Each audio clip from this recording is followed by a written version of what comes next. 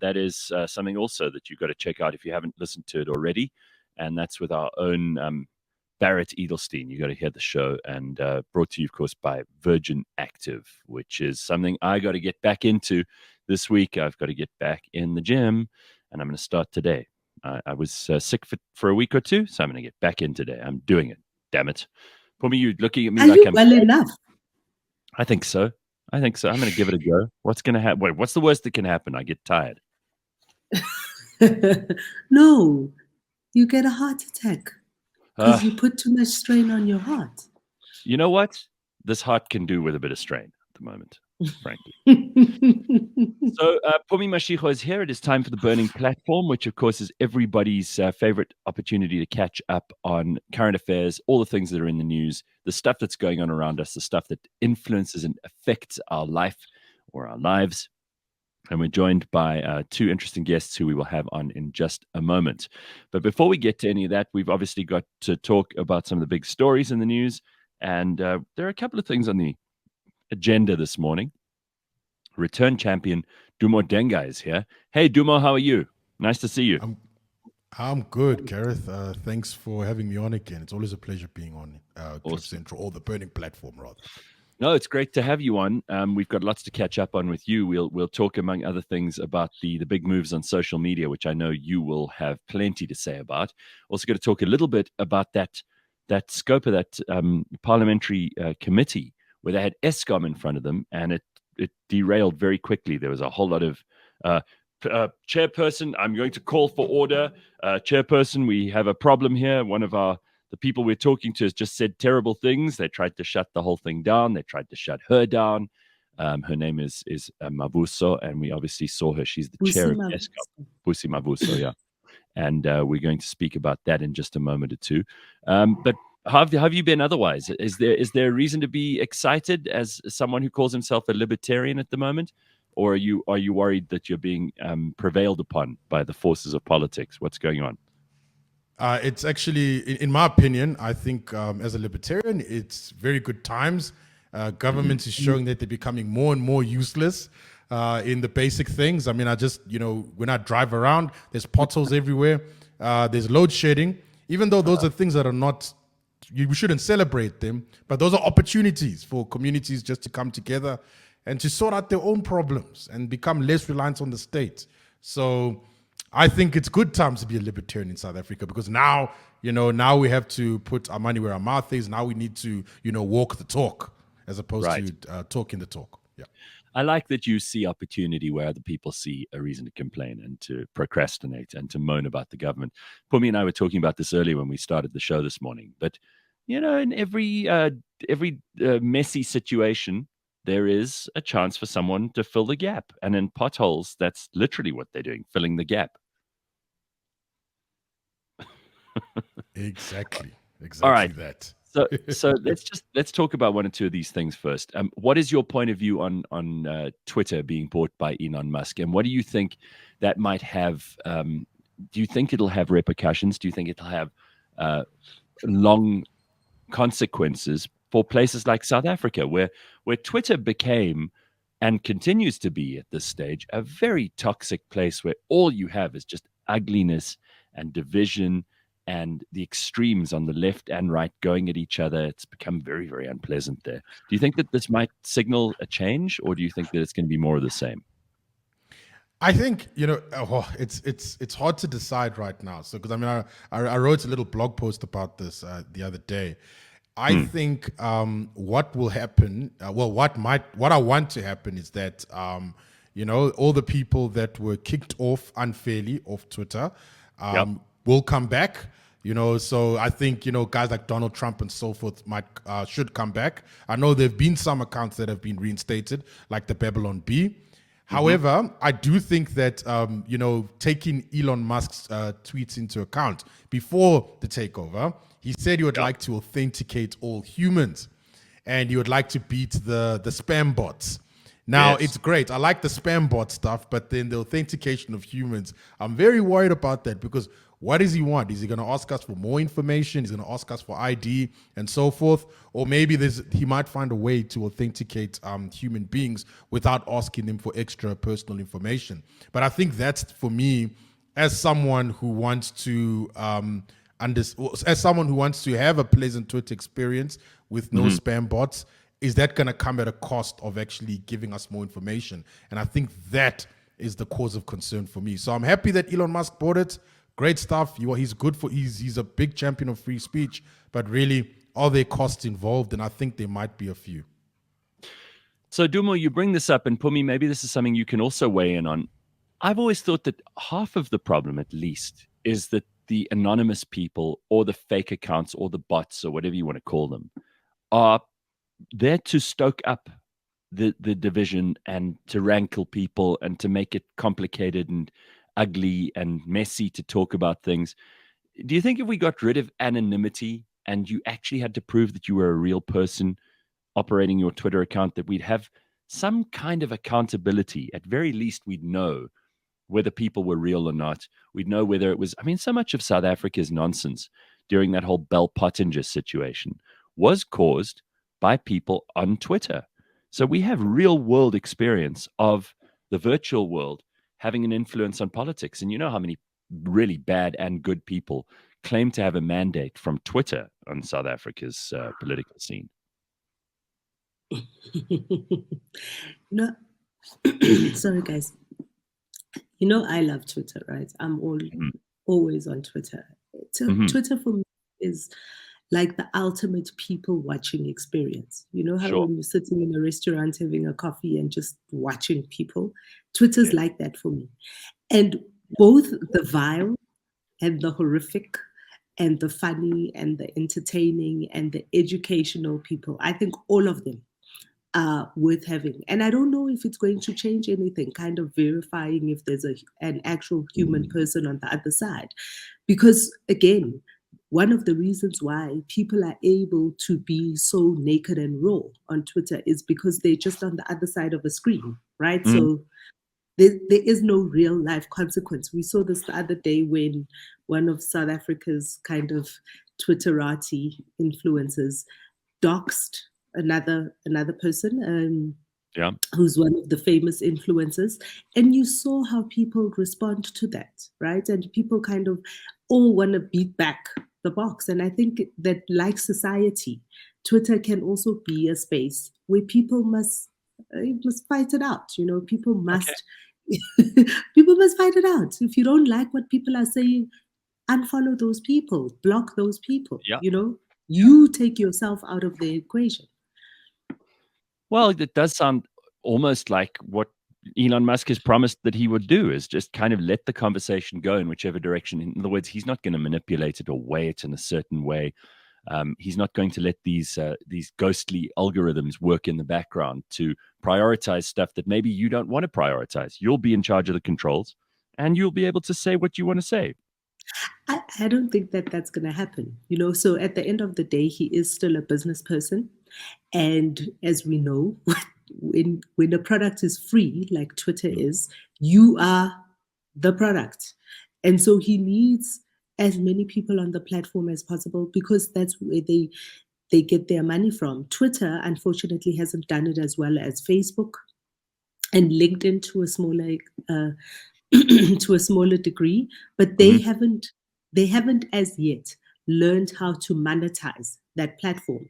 And maybe that's what he's hoping for. There is no way that he is paying this amount of money into a business simply because he wants people to be more free to speak to each other. He is looking for a way to monetize it and get back an ROI. What do you make of that, Dumo? Do you agree? And do you think that from a free speech point of view, or from getting rid of anonymity and bots and trolls, he'll be doing any of that stuff, getting his hands dirty, or is he just going to let it happen? Yeah, I just to go back to Pumi's point, I think, and by the way, Pumi's point about the actual ROI, the return on investment. How do you think that's going to work? Yeah, I think the whole thing about the return on investment is that if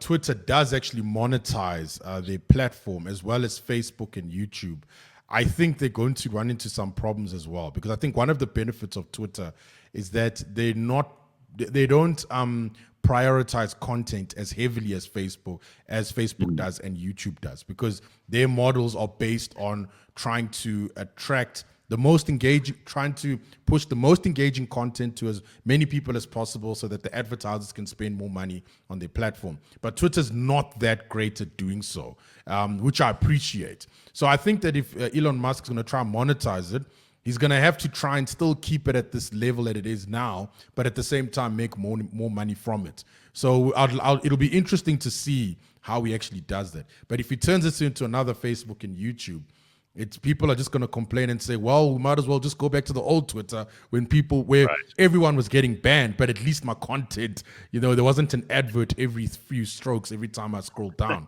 So I think that's one thing that Musk has to deal with. And I think with the trolls and everything like that, I think he should I just think that, as you said earlier, he should allow the conversation just to go where it leads, because I think that a lot of people on the left, they like the idea of controlling information. And I just feel that is not good for a platform like Twitter. Yes, it is a private company. Yes, people may see it as a public square for discourse. But at the end of the day, I just think we all like to see things unfold naturally, as opposed to just people telling us what we should be thinking. All right, so from that, I'm going to introduce our other guest for this morning, someone who's written a book, and we'll find out what the book is all about. But it's essentially a message to young people in South Africa, and I'm thrilled that he could join us this morning. He's a 31-year-old qualified chartered accountant who works in investment banking. He recently contributed to this book, which is called This Generation Leads, the latest leadership ideas from South Africa, which is put together by Mike Teke and Muzi Kuzwayo, who we've had on the show before.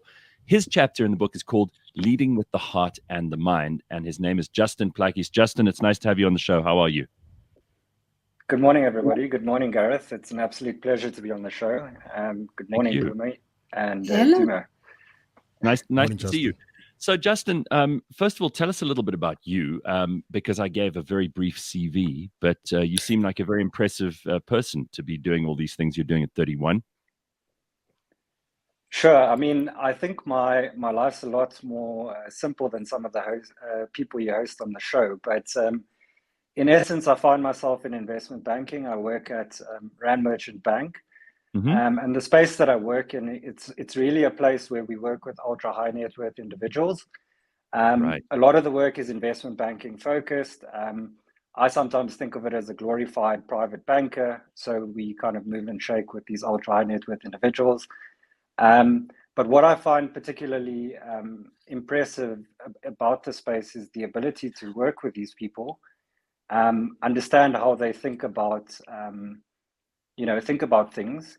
We are obviously a sounding board to them, but one can form a very close relationship with them, and you get to see the world kind of through their eyes. And I think for somebody at my age, coming from very little, to mm-hmm. have that exposure at this point in time, I think is a great opportunity. And then I kind of view it as an opportunity to do something bigger in SA, which is, I mean, the book's kind of part of it, and that's I guess the starting point. So the CV is not that big just yet. But you mentioned your background and kind of how you got to where you are. I mean, it's hugely impressive that you are dealing with these high net worth individuals, and you're in an environment which is massively competitive, which is investment banking. But what I'm curious about is where you started off. Where are you from? Where did you grow up? What kind of a life did you have as a young man? Look, so I grew up in Cape Town. I went to school. I was fortunate enough to go to SACS, and from there I kind of went to UCT. Which mm-hmm. in my view, is still like, it's an absolutely fantastic university, with a great view and all the rest. I look back at it and I think, gosh, I wish I could go back to that. But yeah, really, before that, I mean, I'm a colored individual. My parents, come from very simple backgrounds. Money was not really something that was available. My dad basically sacrificed his entire life to kind of make something of himself, and I think my mom kind of just played the role of mentoring me and giving me the motherly love and kind of motivation and courage that I needed. And I think that kind of just formed the pillar behind my confidence. My dad was very much a disciplinarian in the way he did things. I felt like I was in the army most of the time, to be honest. But I think the principles and the values that I got from that is kind of what's got me to where I am. I mean, education's one thing, a piece of paper, how valuable that is probably debatable, in my view. And we can touch on it later, but I think the mentorship from my parents, the discipline that they've installed in me is kind of what's got me to where I am.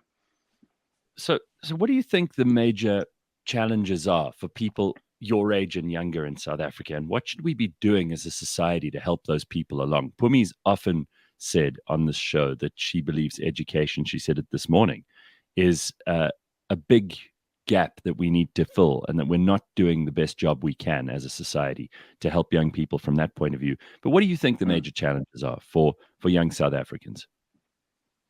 Look, I think I agree with the point on education. It would be remiss of me to kind of say that education doesn't mean anything.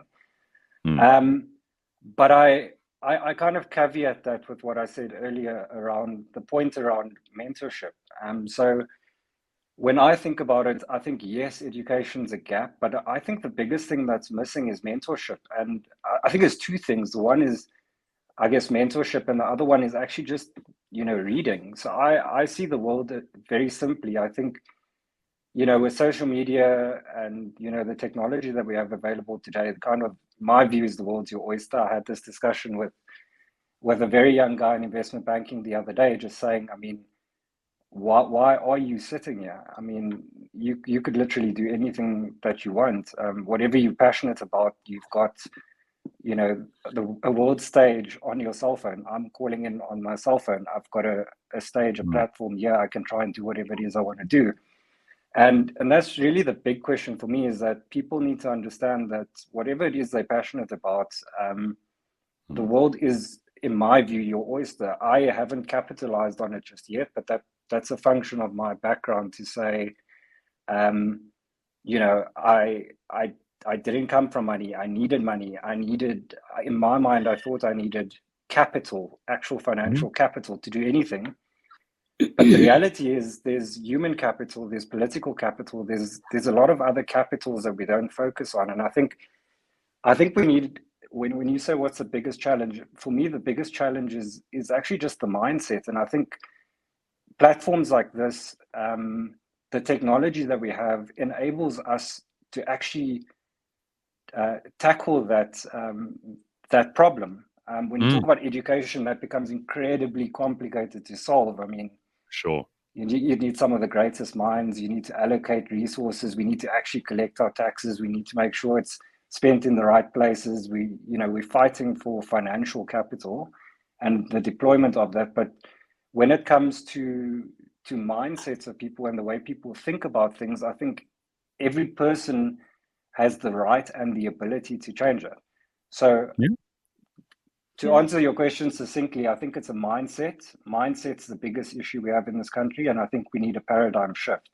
And I think, largely when you ask what is the practical solution to that, it sits with all of us. So let me maybe just stop there. Justin, you talk about paradigm shifts, and I think for some of the people may not know, there's a really cool video out on YouTube where Justin is talking about his chapter in the book, and he's talking about what he thinks, the book's called This Generation Leads, and talking about what leadership looks like in South Africa, and more importantly, what South Africa needs in young leaders to become what it could be, its highest potential. Justin, do you want to talk a little bit about what you think young people could do to change the country? Yes. So, look, I don't think it's an easy question to answer. I think if we all had the answers, we probably wouldn't need to be here. But And I certainly don't think I have all the answers to start with. But what I think we, as a youth, what we need to be thinking about is, what I do see is a mentality where we, and maybe I can take a step back here. I'm 31 years old now. I feel as youthful as I've ever felt before. I feel as young as I ever felt before. I still feel like a varsity student in my head. I still think I'm young, but I'm getting older. And when I think about South Africa and the issues we face, I always, and I'm guilty of this as well, is I've always thought somebody's going to come save this country. You know, the onus is not on me. The onus is on somebody else, some big, powerful man, some savior. And I mean, gosh, we have Cyril Ramaphosa at the moment. If there was anybody better, maybe they should raise their hands. But I mean, is that changing everything? Absolutely not. So I think what we need is we need a next generation of leaders. And I think the next generation of leaders is me. It's some of the people on the show. It's you know, people that are 10 years younger than me. I've seen people 10 years younger than me do things that are 100 times more impressive than what I currently do. So I'm not claiming to be the superhero in the story. I think everybody's the superheroes in the story. And I think Muzi spoke about this in some of his interviews about civilians and what it is we need to be doing. You know, to Pumi's question, that's how I found out about you, is by seeing that video which was posted online of you talking about precisely this. Dumo, you often say that, and I love this theme that seems to be sticking its head out. It's probably something you love too, Dumo, this idea that it is up to us. You know, there's no one to blame, and there's also no one who's going to come and save you. There's no easy way out of this where you can avoid responsibility. We all have to stand up and do this, and this goes for young people more than anyone else, because their future is the most at stake. They've got the biggest investment in the future, right? Yes, agreed. I was on mute. Sorry about that. No problem.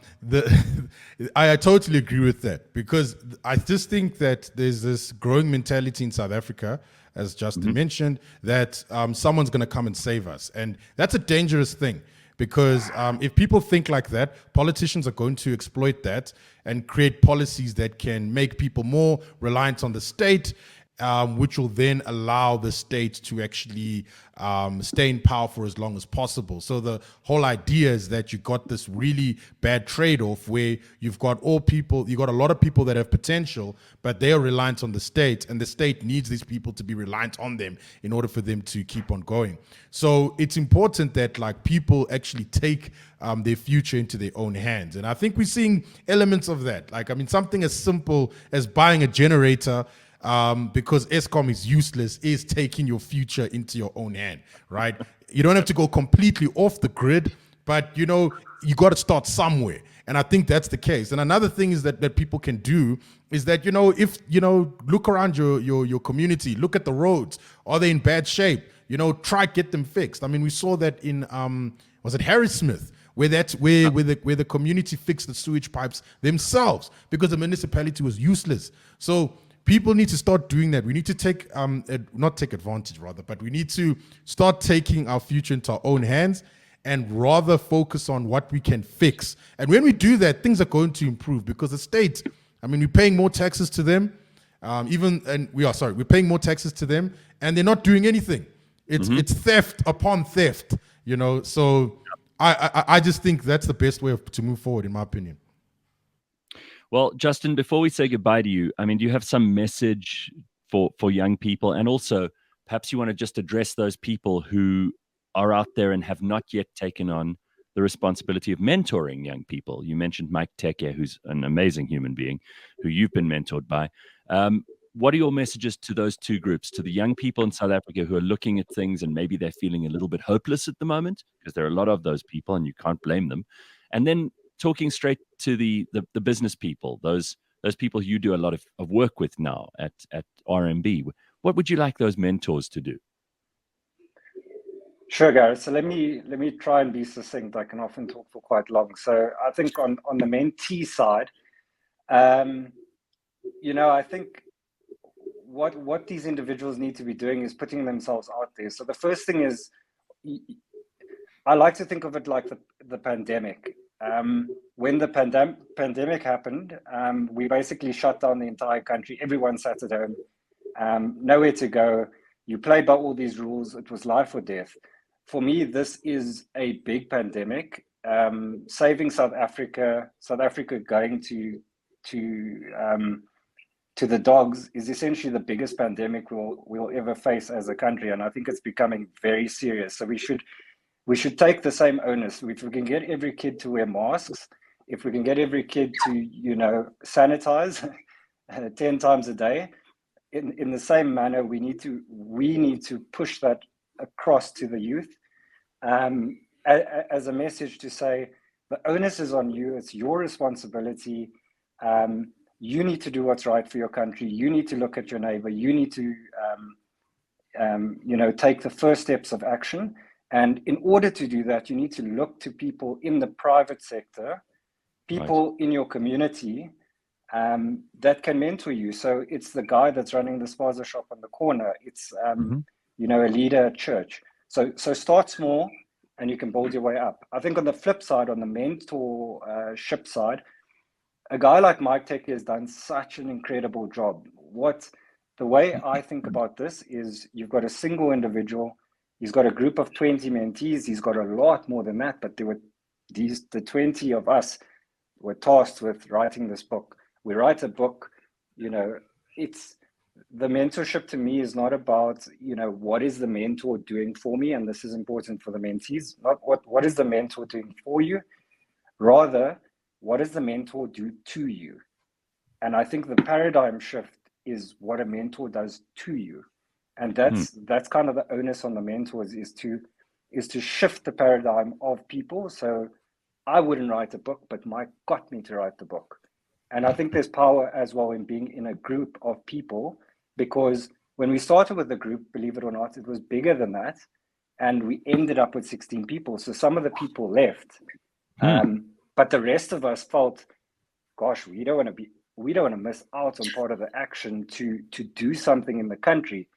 So I think on the mentee side, it's like, I also subcategorize the mentees. There's the guys that are 50-50 because you've got some privileged people, talented people that are leaving the country. A lot of my top talented friends have left SA. Very concerning. So for me, there's the pact of people that are, in my view, the people I want to work with, the people that we should be focusing on are the people that can burn the ship and say, we are here to stay. This is our problem to fix. So firstly, those are the mentees we care about. People that don't have an option. So the people that do have an option, they must decide. The people that don't have an option is the masses, which those are the guys we need to focus on. But from the mentorship side, I think people have a lot more power than they actually believe they do. So Mike's got us to write this book. We are 20 to 30 individuals. I've had this interview now. Why don't we interview the rest of the 15? Let's get some momentum going. And I think if you can create pockets like this, 20, 30 people, that's powerful. But then I think the next... It doesn't take a majority of people to make the revolution happen. It just requires a very vocal, very intransigent, very uncompromising minority. That's all it ever takes. And if that minority are the right people who believe in this place and can make it work, we need to hear from them. Absolutely. People like you. I also think, Gareth, the other important thing is unity. So the collective is only powerful to the extent there's unity and we all believe in the same vision. So I think when I spoke about that mindset and paradigm shift, we have to believe the same thing, that SA is great. We have to believe there's hope and we have to believe we can do something about it. If that's not there, then I don't know where we're starting. But perhaps that's me for now, and that's my message. Love it. That's terrific. Yeah, and thank you for joining us this morning. I know you've got a real job to get to, and we're going to let you get on with the day. But thank you very much, Justin Plakis, everybody. And don't forget, that book is called This Generation Leads, the latest leadership ideas from South Africa. And we will put all the links on cliffcentral.com so you can follow that and pay attention. Thanks, Justin. Nice to see you. Thank you very much, guys. Thank you. Bye-bye. Cool. Bye-bye. Nice bit of optimism and looking forward to the future there. This is what I'm excited by too. And the more people like that we can talk to, the better. So we'll be hearing from a few more of them, hopefully over the next few weeks. If you have a suggestion, by the way, of anyone who you think is doing the heavy lifting in South Africa right now, and you think we should get them on the show, let us know. Send us an email, contact@cliffcentral.com. Let's get back to Dumo and to Pumi and talk a little bit about some of the things going on this week. I don't know if either of you saw the news. Pumi, I know you heard it this morning on the show, but you're probably both well aware of the fact that the ANC NEC has disbanded the Women's League. Now, as Pumi mentioned... Disbanded. Yes, disbanded it. The executive is disbanded. This is Batabile Dlamini and her executive. God alone knows what they've done. I think in the last... They came in 2015, and probably the most important thing that you could visibly see them in, there are two things. Number one, supporting Jacob Zuma, which was very strange. Number two, at the Oscar Pistorius trial. Other than that, I don't really know where the ANC Women's League have made any huge strides. And if I'm being unfair, please correct me. But is anyone sad? Anyone about the disbanding of this ANC Women's League executive? Gareth, one of the things that we hardly ever talk about is why and how the Women's League came to be. We know some of those structures and where they end, and we know that Nelson Mandela was among the first of the Youth League. Right. But if you think about it, the Women's League essentially started as a support group of the wives of people who were in the struggle, whether they were arrested or whether they were being harassed and all of that kind of stuff. And so the Women's League was always a support structure to the mother party. It wasn't as on its own standing up, and there were some spectacular people that came through the Women's League who in their own right had ideas and fought for what we now call the South Africa we have. Right? But they kind of lost their purpose over the years and over the time. And unfortunately, they then became this group of individuals who had so much power within the party, and so were part of the deployments that the party put out there. And I think, Winnie Mandela was one of the people that we knew as chairperson of the Women's League. But the damage of Batabile and what she has done with her power in that space has wreaked so much havoc. And really, the NEC to say we're going to disband the executive is simply because they are afraid to hold Batabile to account. They have the step aside rule.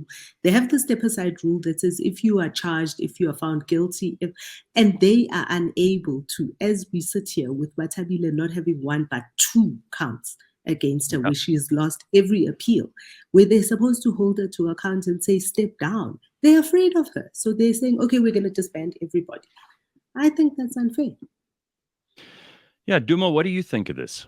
Is it even significant? Because really, I don't know how much of a voice. I hear what Pumi's saying about how their origins contribute to the story, but really, I think the point that she makes at the end there about how Batabile Dlamini and what's happened over the last 5 to 7 to 10 years, you could probably say, has just been a series of embarrassments and really has let down anybody who did consider the Women's League to be a place of some importance, some influence. A place where a certain constituency was given not only credit and a voice, but were also hugely influential. I mean, there was a time when the ANC Women's League was one of the organs that had a big say in who was elected. I don't know if that's true anymore. What do you say? Yeah, I think this is another sign of the ANC crumbling very slowly. The reason why I think that is the case is that there's a lot of things that are happening within the party. And again, as Pumi said, they have a step-aside rule, and then Batabile Dlamini, gets found guilty on certain things, and she doesn't step aside, and then they quash the Women's League. I just think that now they're really trying to salvage whatever they can, and it's just not looking good. Because I think even the Youth League also is in a similar status, if I'm not mistaken. So this is not looking good for them in the long run at all. And also, I think with the Women's League, from just the impact perspective, I really haven't seen them do much. That's not to say that they haven't, but I haven't really seen them being impactful in any way whatsoever. And also, I just think it's one of those things, like the gravy train as well. I mean, ANC had a lot of financial problems, and they just probably, it'll just make better financial sense to just disband the Women's League as well. Just like, hey, man, we don't have money, let's just disband this stuff. We can always bring it back later on and so forth. So the ANC is just in a lot of trouble right now. They're just trying to, salvage whatever they can. And I just think disbanding the Women's League is just part of that. All right. So then let's talk about a woman who stood up and was counted this week. She's not been praised all round. She's certainly been vilified by certain elements. Busi Mavuso, who's the ESCOM chair, had some things to say. She's not. She's not the chairperson. No, she's not the chairperson. So who is she? Board member. She's just a board member. She's a regular board member. Well, she stood up and said, the mess we find ourselves in is the ANC. She said, we are not going to take the fall. Basically, I'm summarizing and paraphrasing, but correct me where I'm wrong. We're not going to take the fall for all these years of mismanagement and of a lack of maintenance and of no due diligence or care of fiduciary duty by the people, the stakeholder, which is government. And she was roundly criticized in the actual Scopa hearing. But what do you guys think that the public reaction has been? Because people have been saying, actually, all she's saying is the truth. Why must we go after her now as if she's told some terrible lie? Duma, is that your take? Yeah, I think I think the support that she received is justified. She said the right thing. But I think the reason why she said it is that I think she realized that the Kusile and Medupi projects are not going to be finished in 2023. So I think she was making it clear to Scopa, saying that, hey, if anything happens, you can't blame us. And I think that she put herself in a very good position. And I think also now that she decided to leave and everything like that, looks good for the cameras, and it shows that she's a courageous person. But I think also it highlights a very deep problem within ESCOM. Remember, ESCOM's electricity production compared to 2011, where they peaked in the last 10 years, is their production last year is 14% less than 2011. But if you look at the independent power producers, their electricity production has doubled in the same period. So ESCOM is like really, it's crumbling slowly, just like the ANC. And there's a lot of hope being put into Kusile and Medupi, but they're not going to be finished. And I'm just thinking now that really, I think now, given Mavuso's comments, I think she's really looking at the future and thinking, you know what? Is this really going to be sustainable? Because I remember they already spent about 300 billion on those projects and they're not done. I mean, it could even go to 1 trillion, right? And then if it goes over 1 trillion, then people are going to be saying, well, maybe we should have taken that nuclear deal from the Russians because it was going to cost 1 trillion anyway. So this is just really, really, Mavuso's just highlighting a really deep problem within ESCOM and electricity supply. Or just to be the devil's advocate, or is she just kicking the can down the road and saying it's not our fault, because maybe that's it. I think that there's so many aspects to what we saw. First of all, she said the one thing that a lot of South Africans have been feeling and wanting to say, but it's also something that a lot of people don't want to hear. Right? Everybody is saying somebody has got to take responsibility and accountability. And and we've seen a lot of this. Andre Director, and here he is, and what is he doing, and why do we still have these problems? Right? And he was sitting right next to her. But I think that there's, what I saw with that video that has been widely circulated is very similar to what happened to you, Gareth, when you had, what's her name from Musi's organization from One South Africa, is we saw 3 minutes of a 45-minute engagement. What we didn't see is what it is that she was responding to as she said that. So we don't know what was said to her and why she's responding. We also don't know, somebody in the comments said, because I said she's just an ordinary board member, that she's just a board member. And that's very important, right? It's very important to understand in the power dynamics who she is and what role she plays. People who have sat in these accounting situations know that the CEO is the person who is responsible for accounting. The board is there to support the CEO. And the role that is, if the board is going to make any comment, if the board is going to say anything, depending on what it is that their role and function is, it is the duty of the chairperson of the board to support the CEO in that case, or protect the CEO if they need it. And what we don't see, and what a lot of people don't know, is that the ESCOM board didn't show up. There was only Busi and one other director that were there at Scopa. At Scopa, and Scopa can call anybody to come and account. And so we don't know all of the dynamics and what transpired. What we do know is we know that we agree with what Busi said. That it is the way she said it, the best way. Unfortunately, she has now been painted, and this is not the first time that she's had a blow up with Scopa. She has been painted as an angry Black woman who's unreasonable and always shouting. And well, I mean, maybe that's also because, and I think the reason we're even talking about this, because who pays attention to Scopa hearings? Even though we could be watching all of these things. The reason we're talking about it, though, is because of the reaction of the chairperson. What was his name? Mkhuleko Hlengwa. That's right. He's the IFP representative. Right. So he reprimanded her, and that's probably why it got the attention it got. It was a conflict situation. It looked like, there was controversy going on here. And he has since apologized. It's also interesting to see that he came back. First, when he was first questioned about it, he kind of stuck to his guns, but he has since come back and apologized to say maybe the way that he responded in that moment is not the way that he should have responded. I, for one, think he could have said, he could have de-escalated that situation very much, right? He could have just said, well, we note what you're saying, and that's it. But part of the reason why he had to defend himself is because he provoked that response from Busi. It's what he asked that allowed her to get into that space. Yeah, Snae says he apparently said the same thing too. He said that ENCA hadn't played the entire meeting because otherwise people would have seen that Ms. Mavuso's response was misplaced. And then Tracy was not misplaced. Tracy says maybe an angry Black woman is exactly what this mess needs. But it was not misplaced because what he asked her, what he said, his statement was that they had just been, because they'd just been to I think earlier this year, they went to a site visit. Scopa went to a site visit. And what he said was somebody in this room is going to have to account and heads must roll. That's what Busi was responding to. And she's right. It's not their mess. It's not their mess. They're trying to fix the mess.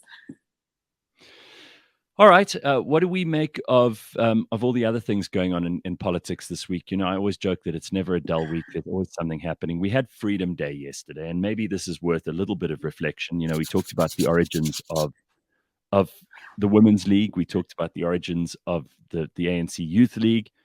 The origins of this country were celebrated yesterday, and I don't know that too many people have really spent any time at all. I'm not going to speak for everyone, but I can certainly speak for myself as somebody who does care about history and who lived through that and remembers the excitement around 1994.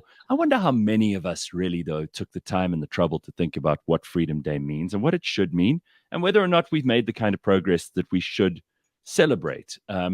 We mentioned Eusebius McKaiser's article, and someone brought it up on the show earlier this morning, but I didn't read that. He seems to be very critical that we haven't made any progress at all, that it's all worth throwing into the fire. I don't know whether that's true. What are your feelings on Freedom Day? Does it mean a damn thing to you, Dumo, or to you, Pumi? And if it doesn't, why not? Well, I don't know. It's at this point in time, it seems a bit symbolic. I just think ever since the pandemic started, I think the idea of Freedom Day just like went down the tubes, in my opinion. I just felt the lockdowns and so forth, and the new regulations that are going to go into the Health Act and everything like that are just violations of our freedom. And I just think that definitely we've made progress from the apartheid era to now. But now we in this particular era of, I mean, the ANC has been in power for 27 years, and they're not even doing the basics right. It really, it really begs the question of whether if, freedom does mean anything. But look, I won't lie. We have made progress. I would say that. I mean, I don't have to carry a dompas wherever I'm going. So there has been progress in that area.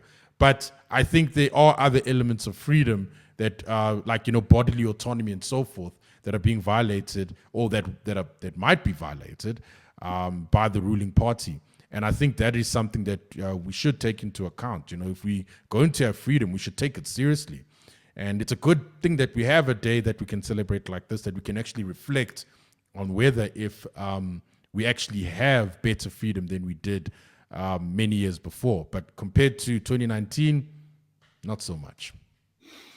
You agree, Pons? I think we spend too much time talking about our freedoms and not enough time talking about our responsibility to that freedom.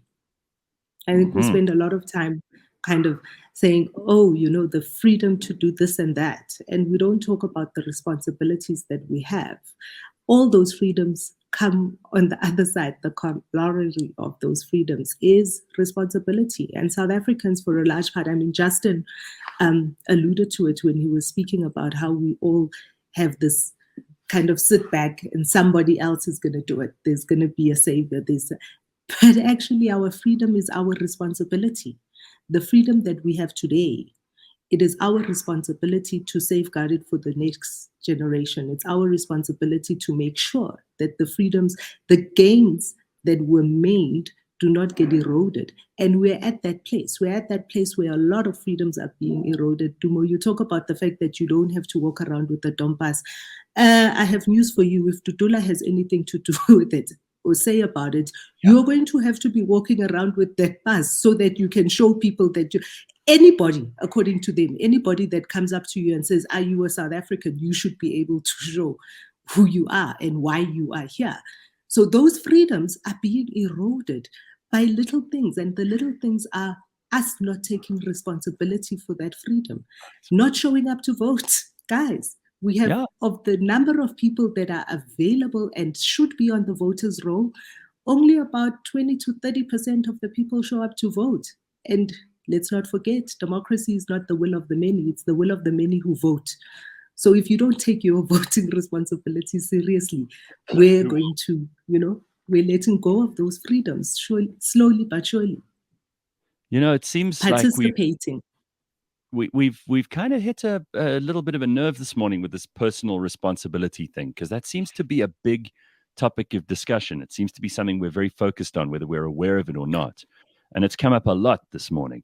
It came up with Justin earlier. It's come up with Dumo. It's come up, Pumi, in our conversation even before the burning platform. Ooh. So I think we're getting much, much closer to clarity on this matter.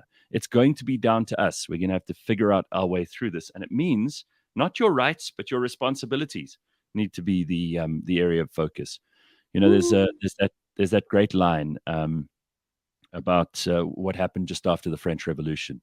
They cut off the king's head, and then I think it's Hilary Mantel tells the story in her famous book about the French Revolution. She says they were all sitting around and they were talking about rights, but this was not a time for rights. This was a time for laws. And if they had talked about laws instead of rights, maybe they would have been able to avoid the terror and everything that came after that, because we know revolutions are about bringing in new systems.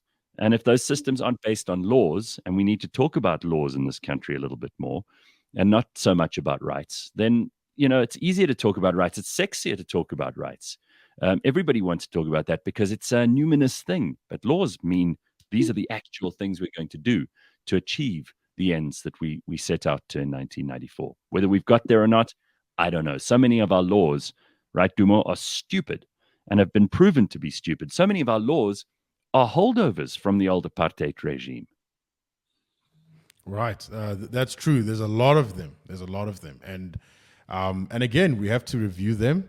We have to change them, and so that we can get better freedoms. And I have to agree with Pumi on the part of that there are responsibilities as well. I mean, if you look at the new Health Act regulations, we're given opportunity to comment, and I did comment, and people should comment on it. You have to partake in the democratic process. So yeah, definitely, I think personal responsibility is one thing. But as a libertarian, I still think freedom is the highest. So we need that freedom. It has to be protected.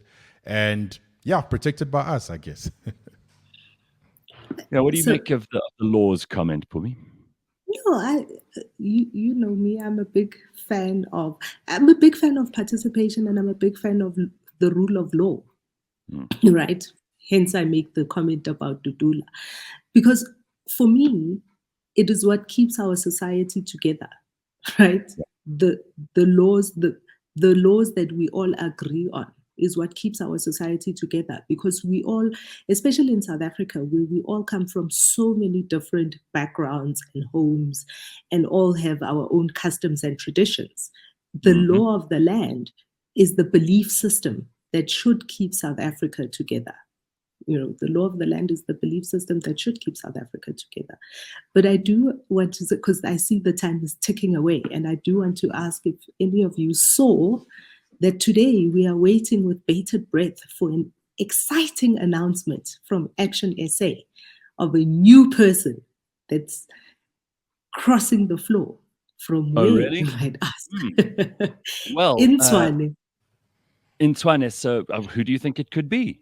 Any ideas, or are we just going to have to wait and see? Because Action SA, there are lots of indications that we may have another Cope situation on our hands. There are obviously lots of people who are massive fans of Herman Mashaba and the work that he's done. But I don't know how I feel about this yet. I think the proof is still in the pudding, and we're way off. I was at a dinner a couple of weeks ago and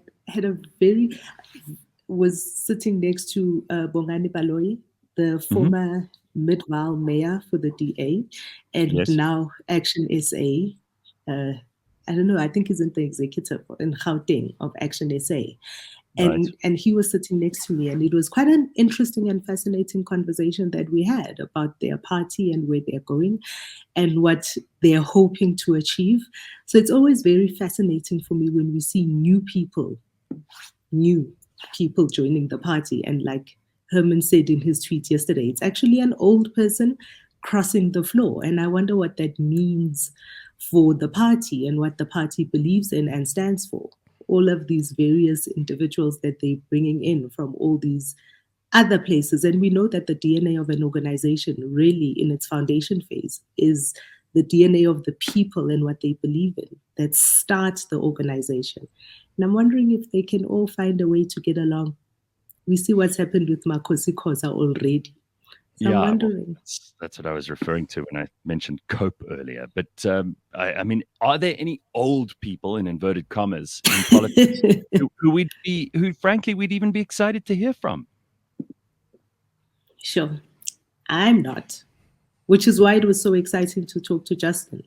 Justin is essentially what he's advocating for. He's advocating for new people to stand up and be counted. He's just saying, can we have new ideas, please? Yeah.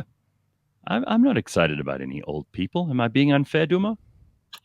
Yeah, you're not being unfair at all. I would like to see how Action SA performs. I mean, let's see who joins the organization. But I think what really matters is what happens in 2024. That'll be the defining moment. And what happens afterwards. Because if they fail in 2024, then we might see another Cope situation. So I think I'm just too cautious right now. Let's wait till 2024 because I can see people leaving Action SA and more people coming in. So let's see what happens at that time. There is one comment here that maybe is referring to why this could be a controversial one. Carl says, I really hope it's not Sully. Please say no. Sully Msimanga from the DA. Yo, that would be a bit of a nail in their coffin if it is true. I wonder. Why do you think that? I think because it's Sully?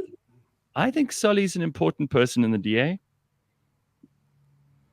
Don't you? Okay. Hey, yo, I'm watching here from the sidelines. It's all fascinating for me. I think if it is another DA person, it will do two things. It will, I think it will pull a lot of voters away from the DA, which unfortunately is not what the DA wants. No. But I think it will also create in the minds of many people watching SA form whether is Action SA a DA light? You know, the way a lot of people felt about the EFF when they started, is it an ANC light? I think if it's another prominent DA person that comes into the party, it's going to create that kind of shift in people's minds. Is Herman Mashaba just pulling all of the disgruntled DA people into his own party? Then it does, unfortunately, sound like it could go the way of a cope, because it was a coalition of the disgruntled. Correct. All right. That's all we have time for this morning. Dumo, it's always nice to see you. Thank you for joining us again. Thank you to Justin, who was on a little bit earlier on. Pums, we'll see you next week for another 4-day week. This week is 4 days. We got one more day tomorrow, and then it's back. The last one. I know. It's the last one for a long time. But we do have Monday, so next week's a 4-day week as well. And then there's one coming in June when we do Youth Day. And maybe we just scrap Women's Day and Youth Day as we scrap the ANC Youth League and the ANC Women's League. We take back 2 public holidays. I know that'll be an unpopular move. Thanks very much, everybody. We will see you tomorrow. Have an excellent day, and we'll catch up at 6 a.m. Cheers. Bye.